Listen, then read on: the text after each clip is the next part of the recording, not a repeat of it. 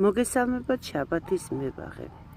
აი ხა თქვენ რასაც უყურებთ, ეს არის გვერდით მდებარე რუგოზა ვარდის ამონაყარი.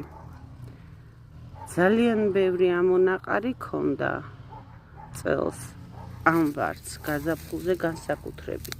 არაფრით არ შეიძლება ამ ამონაყარების დატოვება. შეეცადეთ მაქსიმალურად ჩახვიდეთ ძირში, იქ იქნება ვარდის ფესვი და იმ ფესვიდან ამოაჭრათ. ეს ვარდს ასუსტებს თუ ამას დავტოვებთ, თუმცა ეს არ არის პრევენცია, მაინც ამოიყრება.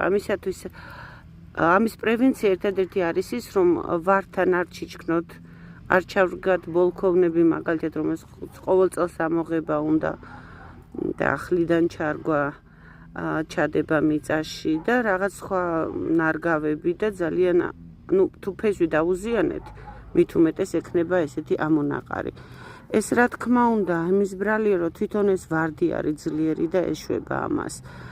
ეს მოსალოდნელიც იყო, საერთოდ რუგოზა ვარდი, როგორც ხედავთ, ეკლიანიც არის.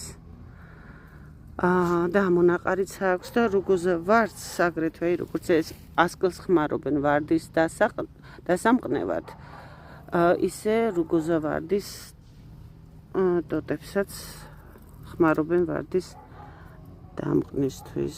აი სხვათა შორის, აი ეს ახლა რაც ჩემთან ხდება, ერთმანეთს რო ეხება ესენი. დაუშვებელია ამას გასვლის დროს გავითვალისწინებ და ამოვიღებ. ამჯერად დაგემშვიდობებით.